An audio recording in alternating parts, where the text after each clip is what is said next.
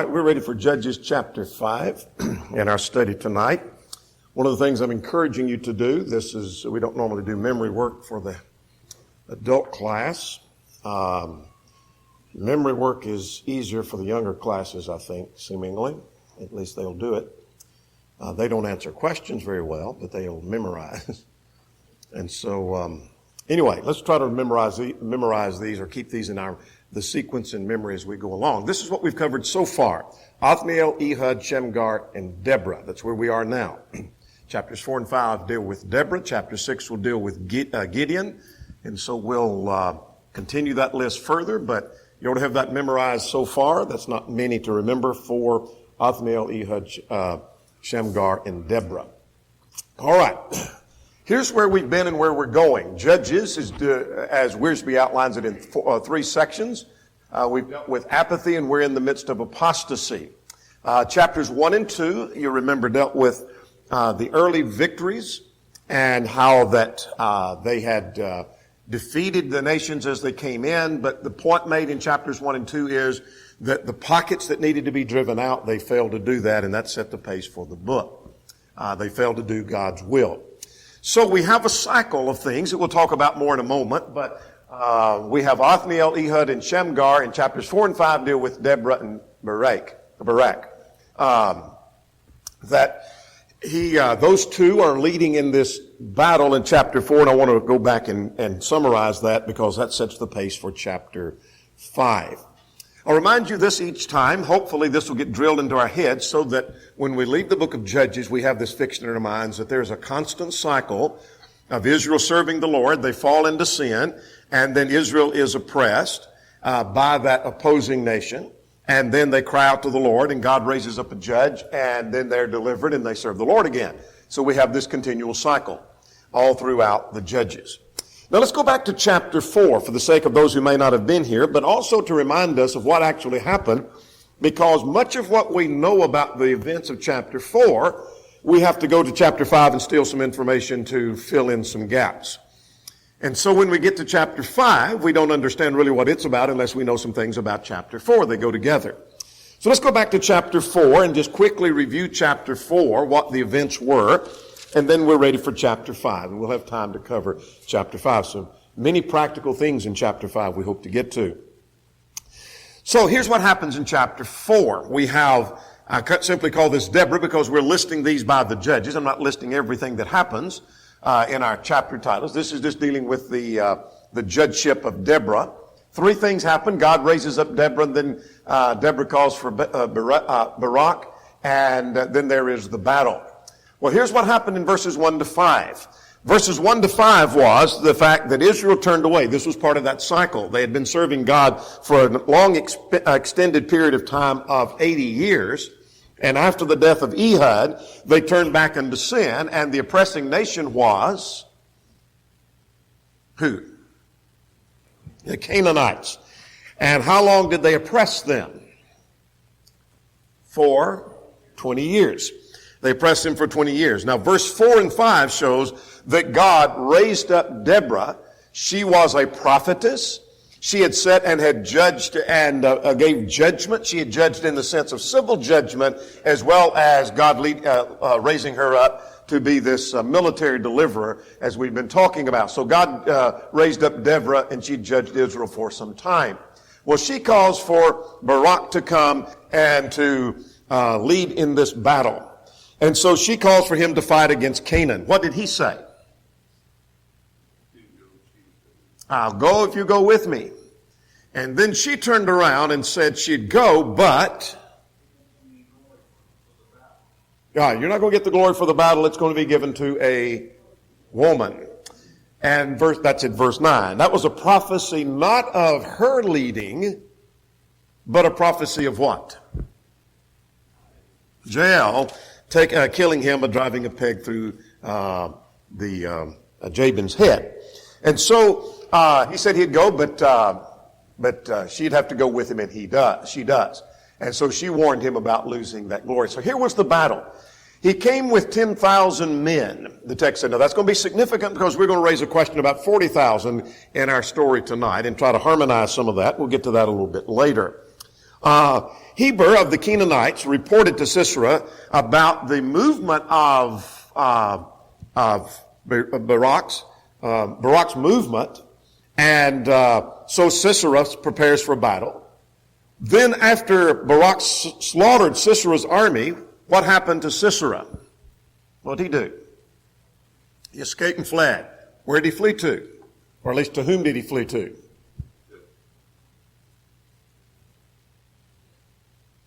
Yeah, to the Kenites, where the wife of Heber, the text says, she invited him to come in, and to the tent and do not fear. He asked for water, and she gave him a jug of milk, gave him to drink.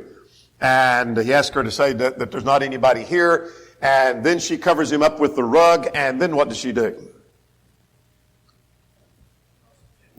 She took a tent peg and she drove it through his temple. And then as the army comes in, she points out, this is the man you're looking for right here. So the prophecy of verse 9 came true. Now, what we have in chapter 5 now, I want to, though before I do that, let's go to question number 1. What is chapter 5, or what is the song of Deborah about?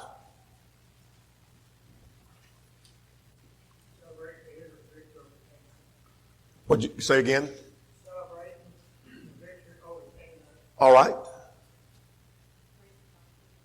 Yes. Celebrating and praise to God for the victory. So I just simply call this Deborah's song. Now, she and Barak sing it together, apparently. But it seems to be, from the wording of it, she is the predominant writer or the writer of the song. So this is Deborah's song. Well, the Jewish people often would emphasize or express themselves in song in celebration of some great event like a victory. Case in point, this is not the only time, and it didn't just happen one or two times, but one of the more notable cases would be in Exodus 17, Miriam. Miriam's song is recorded in Exodus chapter 17. Many of the Psalms are written as victory a celebration of victory over an enemy. And we'll get to those when we get to the Psalms. Now, this is Hebrew poetry. And I'm not going to say a great deal about Hebrew poetry now because those comments we'll reserve till we get to the book of Psalms and Proverbs and Ecclesiastes and Song of Solomon. Those are poetry books. Hebrew poetry does not have rhyme or meter like our Western poetry. So you read this and you think, and if it were to be set off a little different, way we know at first that this is poetry is the way it's set in the type style in our text, but that's not how it originally appeared. But it doesn't have rhyme or meter, so we think it doesn't sound like a poem and it doesn't sound like a song, and we're never intended to have that. Hebrew poetry often consists of a statement and then repeating that another way, and we see that particularly in the Proverbs. We see that some in the Psalms. We'll say more about the nature of Hebrew poetry, but that's what this is. And so this was a song that was a celebration. Now, why would a song be? Well, quite often people forget what's in the history book or what's in oral history. But if a song is handed down and sung time and time again, they remember the words of the song. And so many have thought that perhaps by celebrating a victory, if it's put in song, then we remember, or at least the Jewish people would have remembered the details of that. Now, songs are hard to outline. In other words, it doesn't have the structure typically of, verses 1 to 12 deal with this main point, and then verses 13 to 18 deal with this point, and then the rest of the chapter is the third point. So here are three main points. Not so. Proverbs is difficult to see, we have these points. So we have a number of points here. Actually, we've got 9. Perhaps you could group those together. But quite often in poetry, like in some of our songs, it is an outburst of emotion here, and then that thought is developed, and then another outburst of emotion, or maybe you saying the same thing you'd said earlier over here. And the same thing can be true in Hebrew poetry. Some of that same principle is found. So let's make our way through and talk about some of this. Verses 1 to 5. Question number 2. What's the main point of verses 1 to 5?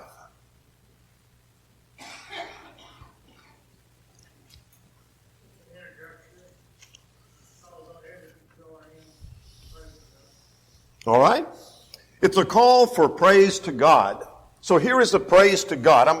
We're going to expand on each one of these. So when I leave this, you're not losing this. We're going to come back to this at least at another point. So let's expand on that. The first 5 verses deal with praise to God for victory. Now this is interesting because Barak takes 10,000 men and she goes with him and they have victory. And you'd think the praise would be given to Jael for killing the leader or for the 10,000 for fighting. And that's where the praise may be given. But here we learn a very practical thing. No matter how many men were fighting, no matter who it was that drove the peg into his head, the praise is ultimately given to God for all victory. So notice what she says here in her song. 3 things in verses 1 to 5.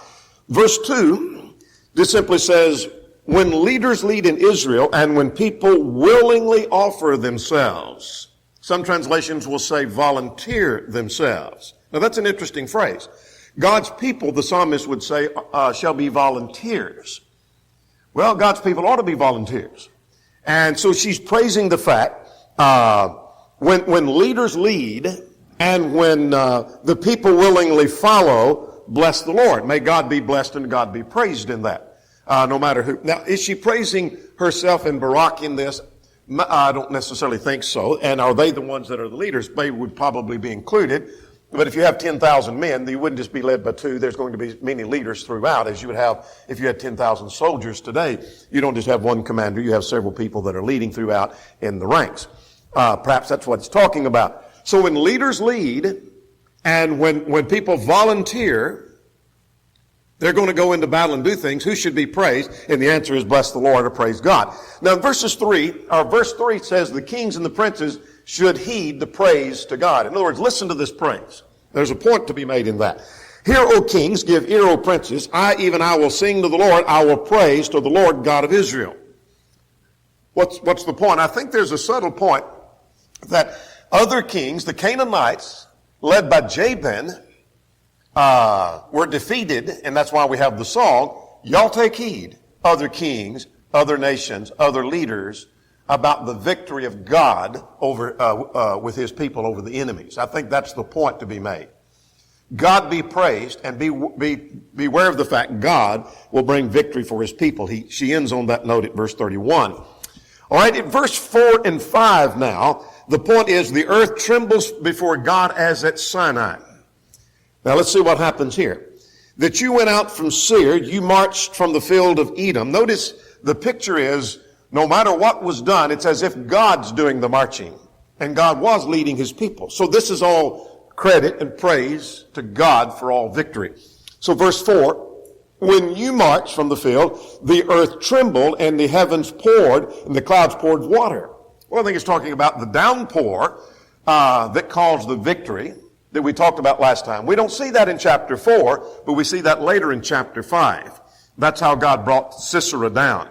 As the rains when they were not expecting it, and consequently it was muddy and the chariots all bogged down and they can't fight. They can't, all they can do is be slaughtered, and Sisera fled.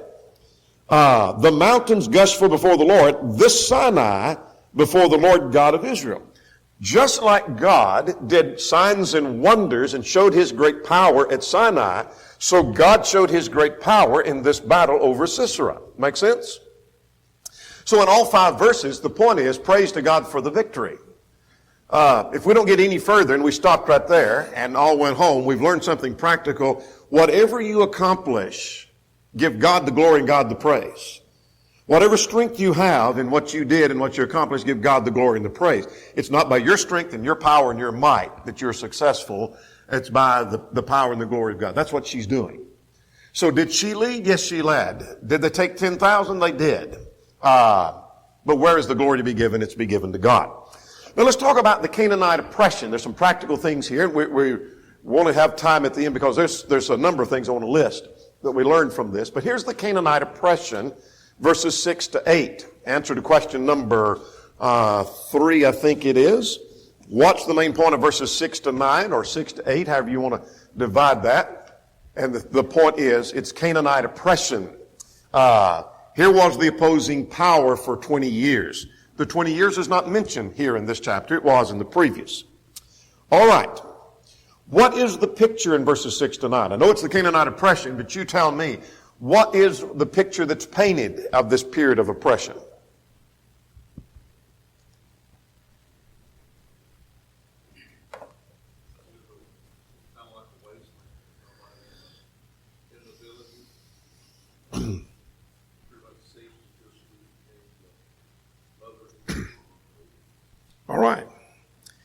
this is a desolate condition. Now let's get ahead of ourselves. Let's drop down to verse 8.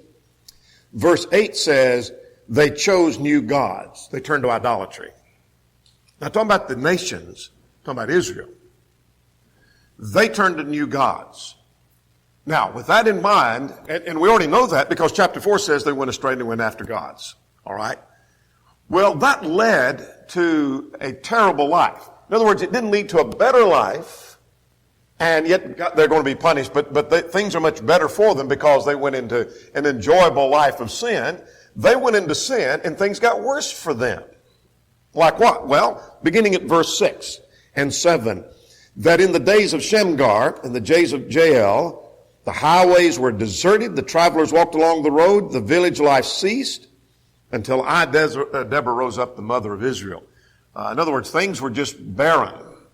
Life for Israel had turned much worse. They'd come into a land flowing with milk and honey, and now things are desolate because the Canaanites have taken over. The Canaanites have rose up and have power over them. They were to have power over the Canaanites. That didn't happen. Now verse 8. They chose new gods. There was war in the gates.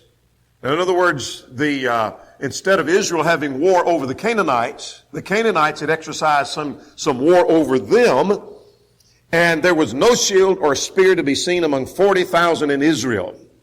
Now, I'll come back to the 40,000. Forget the 40,000 for a moment. I think the point here is that military readiness was not visible. I'm not sure that means, when it says there was no sword or shield, that they didn't have any weapons at all. And why do I say that? Because when they chased after Sisera, what did they do to the army? Now, he got away, but what did they do to the army? They slaughtered him. Had to have some weapon of some sort to do that. So, I think the emphasis, let's bring the 40,000 back. What's the 40,000 about? And the answer is, though I'm going to tell you several things before I get to this conclusion, but I'm going to tell you the conclusion first. I don't know. I don't know.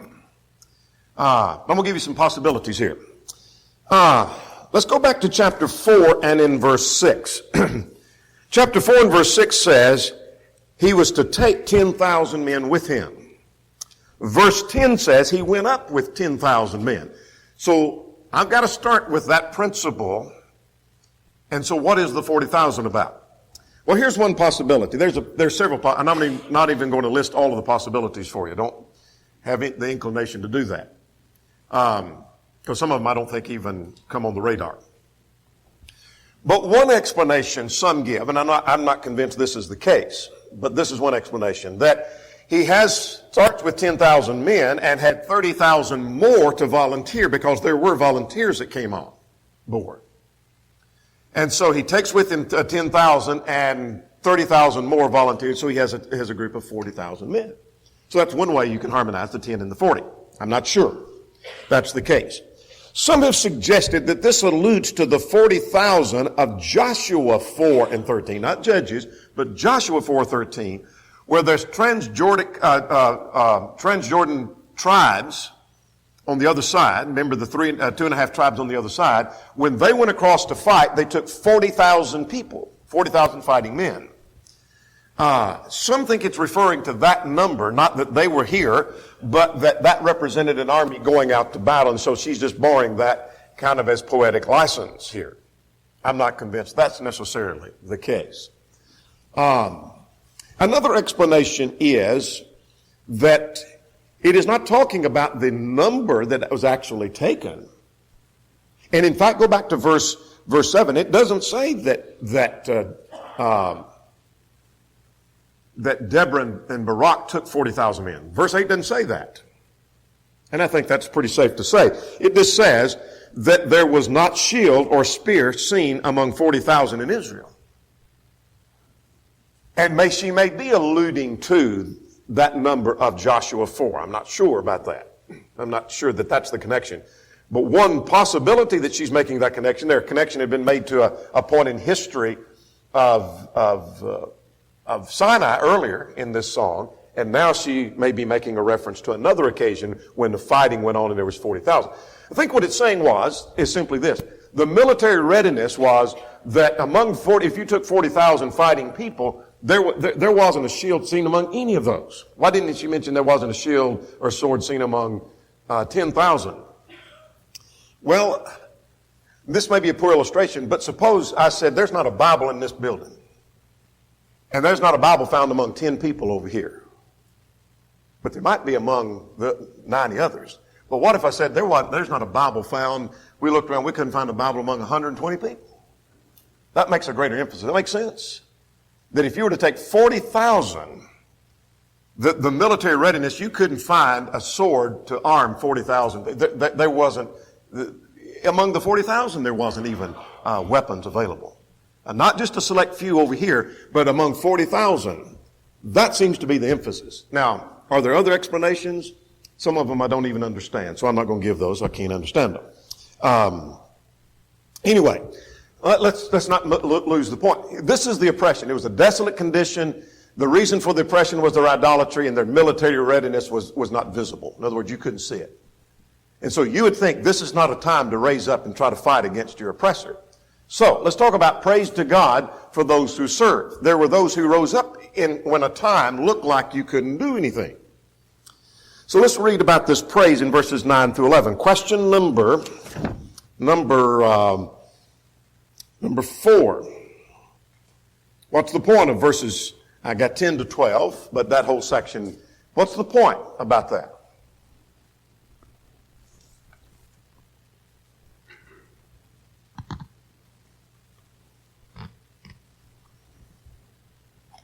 What else? Right. You're right. It's another praise to God. But here the praise to God appears for the battle and for the victory. This is for the volunteers. Let's go back to verse 2. Those who willingly offer themselves. Who were they? Well, let's start at verse 9.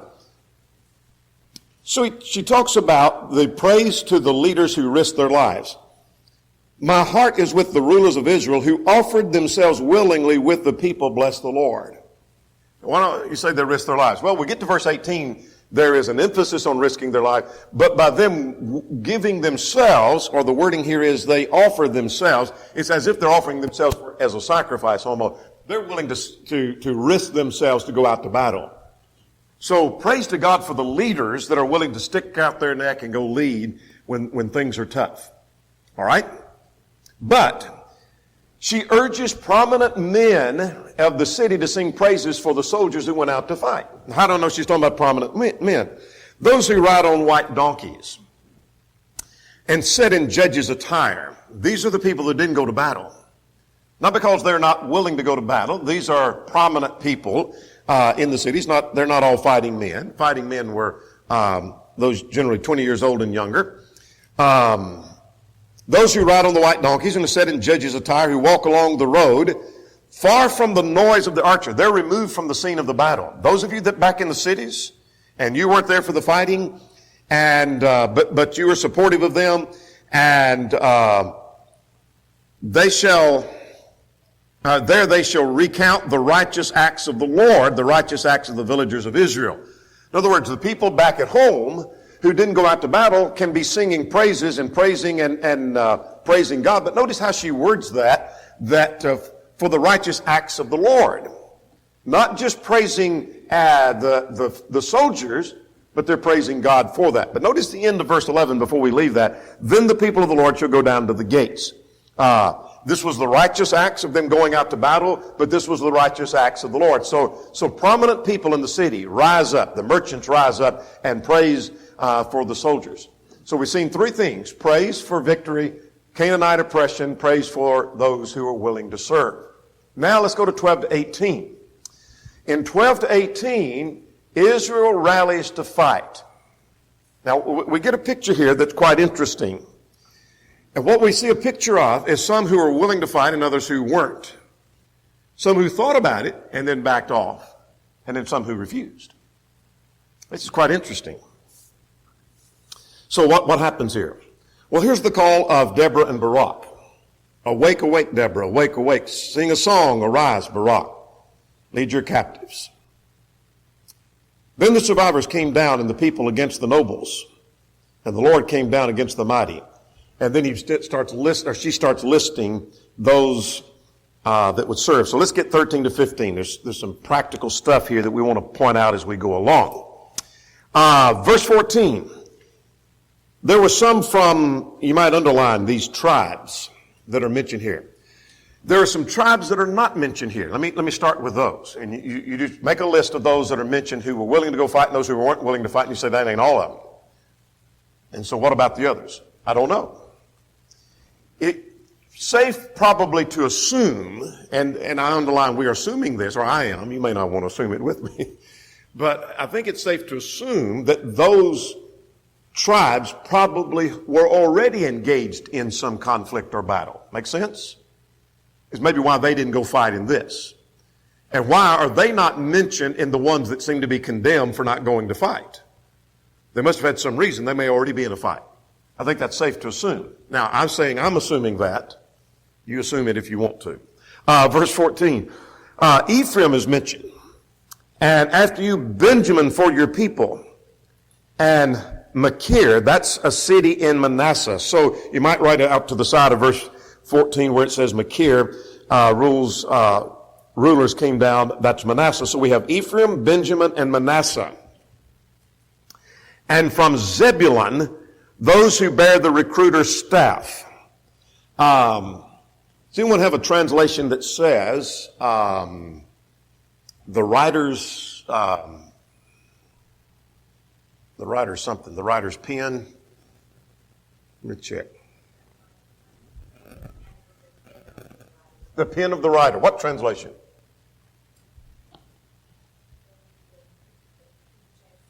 King James.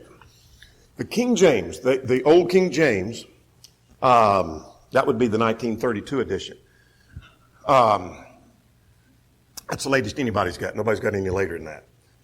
That's why I know that's the 32 edition. It's not that I happen to know what she was reading. I just know that nobody's got a later one than that. Anyway, the King James uses about the writer's pen. And so what is he talking about here? Well, what he's talking about here is that were some from Zebulun that were recruiting officers that signed up the recruits, basically. And some have said, well, these were more cushiony jobs that didn't involve the fighting, but that was an important part. If you don't recruit people to go fight, then you don't have anybody to fight.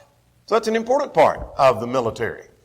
And so those from Zebulun, some of those carried the recruiter staff or they carried the writer's pen, meaning they were recruiting people and so rallying more to go fight and get those. The princes of Issachar were with Deborah. And now beginning at, and that's verses 13, 14, and 15. Now there were some that didn't join the forces that start at the end of verse 15, actually 15b and goes into 16. So who do we have that's fighting so far? There's Ephraim, Benjamin, Manasseh, Zebulun, and Issachar. All right? They're willing to go fight. And so they send men to fight. There are 4 tribes that are listed that didn't join in the battle. Let's see who they are. There's Reuben. Who else? Verse 17 mentions, let's get them in order, Gilead. Gilead was in the tribe of Gad. So we have Reuben, Gad. Dan is mentioned next at verse 17, and Asher. So those 4 didn't join. So if you're making a marginal note, you're going to have 4 that didn't join. Who are they? They're Reuben, Gad, Dan, and Asher. And then you had on the side that joined Ephraim, Benjamin, Manasseh, Zebulun, and Issachar. Now what's interesting here is at verse 15b. Verse 15 says that among the divisions of Reuben, there was great resolve of heart. That sounds a little bit strange, because that doesn't sound like what happens down at the end of verse 16. Verse 16b, the end, the divisions of Reuben had great searchings of heart. And that's what the English Standard says both times. The New Century Version says they thought hard about what they would do. So what's the point? Look again at the end of verse 15, the end of verse 16. There were some, that is of the tribe of Reuben, they did some serious thinking. They did some hard thinking. There were doubts, there were questions, there was indecision, and they ultimately decided not to go. Does that make sense? There are others that just refused not to go. But here were some that did some thinking, and they did some contemplating. And the wording of the English Standard, who has the English Standard, would read the end of verse 15 and into 16 for me. Who's got the English Standard version? The great searchings of the heart, both verses. And again, the New Century says they thought hard about what they would do. They're thinking hard about what you mean do. Should we go? I don't know. Maybe we should. Maybe, I don't know. I don't think we should. They probably have, well, I don't know. They're doing some solid thinking about it, but they never act upon it. Colin David say this. Said, in this tribe, they did not arise a lively sympathy with a national elevation. They held meetings and passed great resolutions, but it led to no practical result. You ever know somebody that makes decisions, have meetings, and or committees that have meetings, and they make all kinds of decisions and pass resolutions, but they never get any work done? And that's kind of what this tribe did. Interesting. Now let's go on to verse 18 now. Verse 18 says, Zebulun, he comes back to Zebulun and Naphtali. What did he say about Zebulun and Naphtali? They risked their lives. They jeopardized their lives to the point of death. Naphtali also to the heights of the battlefield. Now, I want to get ahead on my practical stuff, mainly because I'm excited and I don't want to wait. No, I like what Wiersbe said here at this juncture. I love this quotation. He said, the people of God today are not unlike the people of Israel when it comes to God's call for service. Some immediately volunteer and follow the Lord. Some risk their lives. Some give the call serious consideration but say no. And others keep to themselves as though the call had never been given. See the different categories of people we found already in our text. We hadn't got to Meroz, but we'll talk about them in just a second. We're going to have time to deal with that. But Wiersbe's right about this.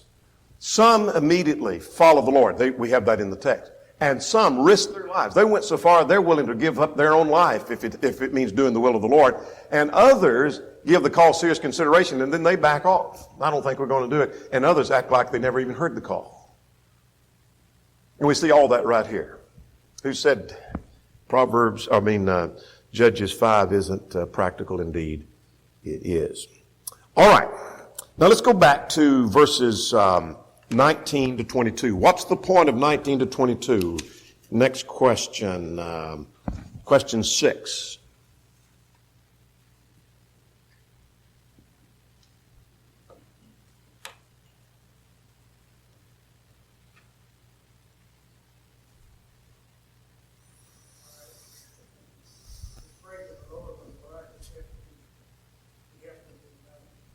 All right. It is, this is why God's praised for this. Not that he brought victory in this manner and not in another manner, but the fact that God brought victory. That's the note that the song starts on. So let's talk about the enemy here, verse 19. The enemy failed. How so? The kings came and fought, the kings of Canaan fought by the waters of Megiddo.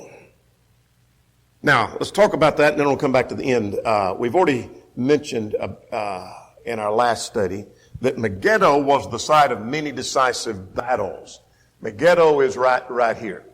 And that's where this battle basically took place, is at Megiddo. There was a pass through the mountain range there, and that's why the many decisive battles were fought at Megiddo. But be that as it may, the enemy failed. How do I know they failed? They took no spoils of silver. In other words, the Canaanites rose up and the Canaanites fought, and the Canaanites had a battle, but the description of their failing was they didn't take any spoils. They weren't the winners. Now, why? Well, let's notice the Lord sends victory by great rain. Now, the rain has already been alluded to earlier in the song. But we didn't see this in chapter 4. That's why last week we talked about the great rain, and we had to come over to chapter 5 and steal some information to make our picture more complete in chapter 4. So let's see about this victory through rain. Verse 20. The torrents of Kishon swept them away. The torrents of Kishon, O my soul, march on in strength. Gives a picture of, remember the 900 chariots of iron? Chapter 4, this chapter doesn't mention the 900 chariots. But they're coming along in their chariots, 900 chariots fighting against 10,000 men. No way the 10,000 men can be victorious over the chariots. But they march on in their strength, that is, the enemy does. Their horses' hooves pounding and galloping these steeds. But notice what he says, or what she says here in her song, that there was the torrents of the rain coming, and basically the point is that because of the mud and because of all of that, then there's disaster. They can't fight. They can't roll their chariots. And so here's God's miraculous intervention and caused the victory through that great rain. Now this is interesting. We don't talk a lot about Meroz. I believe that's how that's pronounced. Meroz. Verse 23, there's the curse on Meroz. Let's talk about Meroz. Curse Meroz, said the angel of the Lord. Curse the inhabitants bitterly, because they did not come to the help of the Lord against the mighty. Who or what was Meroz?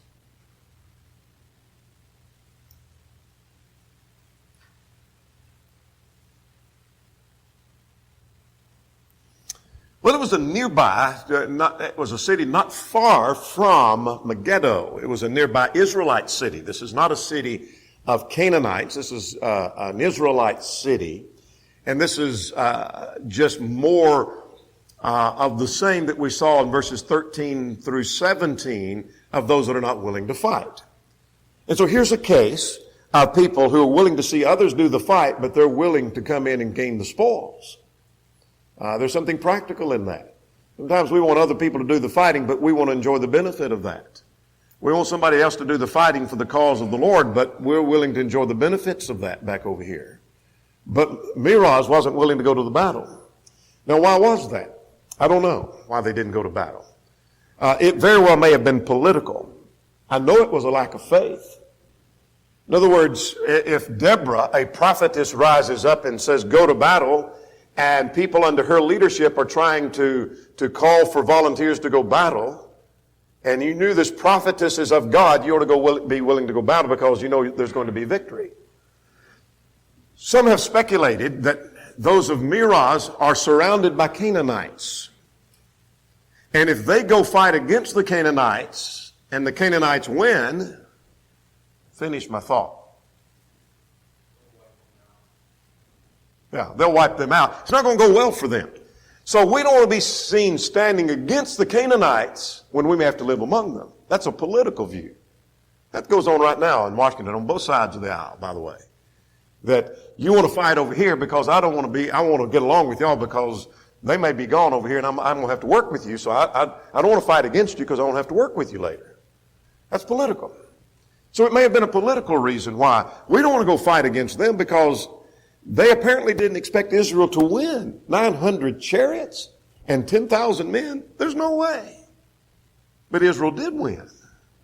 And so that shows a lack of faith on their part. They're not willing to go fight because they don't have enough faith in God. And so cursed. But notice something else in verse 23. They are condemned because they didn't come to the help of the soldiers, right? Look at the wording. Help of the Lord. What do you make of that? Of her wording of that. They're condemned. You didn't come to the help of the Lord. Is that saying the Lord needs help?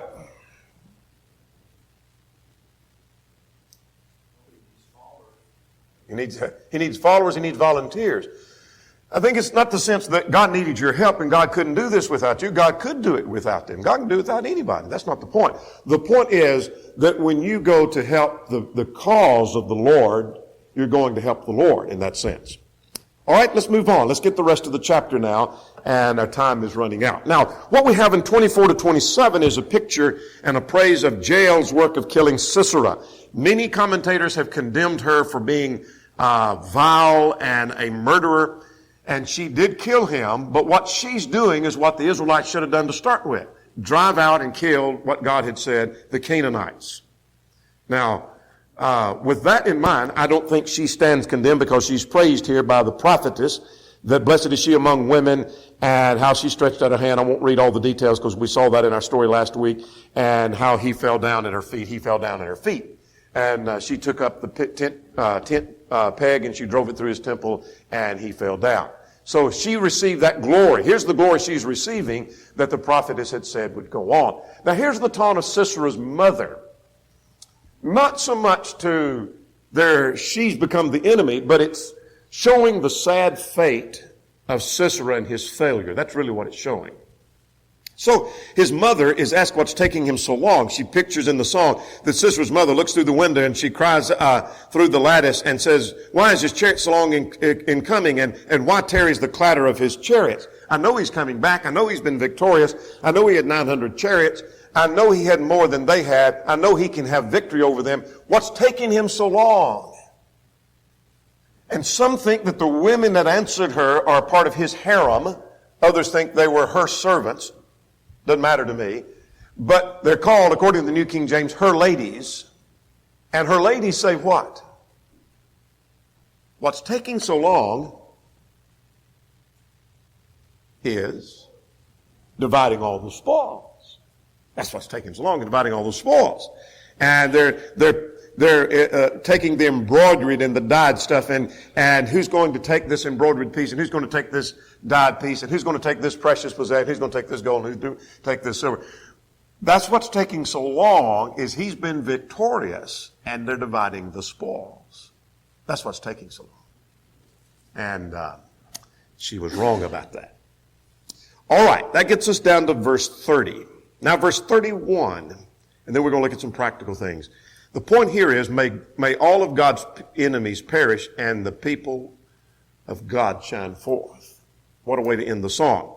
Let all the enemies perish, O Lord. Let all your enemies, not our enemies, your enemies.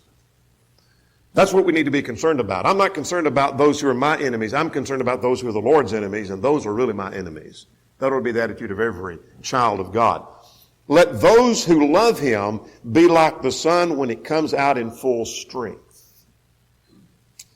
For a cross-reference to that, you might look at 2 Samuel 23, 3 and 4. Not talking about the same event, but a similar concept that after the storm and after the battle, may God's people shine forth. I think it's the idea of the dawning of a new day after a storm. May God's people shine bright. May the enemies diminish, and may God's people shine forth and be bright. Now, here's some practical things that we learned. I learned something about volunteering. God's people are volunteers, the psalmist would say. And these people were volunteers. Verse 2, praise should be given to God for any of our accomplishments, that God be given the glory for every bit of the accomplishments we make. There's the idea of following leadership. Verse 8 says they brought this problem on themselves. When they were living in cities that were barren and they didn't have a weapon to fight a war with, they brought it on themselves. Apparently all their weapons had been confiscated by the Canaanites. They brought it on themselves because of the sin in the nation. We ought to recognize those who serve and thank them for it. 9 through 11. There are always some who don't do their job. They've got a reason. They contemplate doing something, they talk about it, they pass all kinds of resolutions, and then they back off. Verse 23, remember Miraz? We can't be neutral. They seem to want to just, hey, hands off over here. Y'all fight that battle, we're not going to have anything to do with that. Just don't count us in or out, either one. We're not part of that. And then the last thing is the strength of those who love the Lord will shine forth as the sun who shines on a new day. Chapter 6 next time.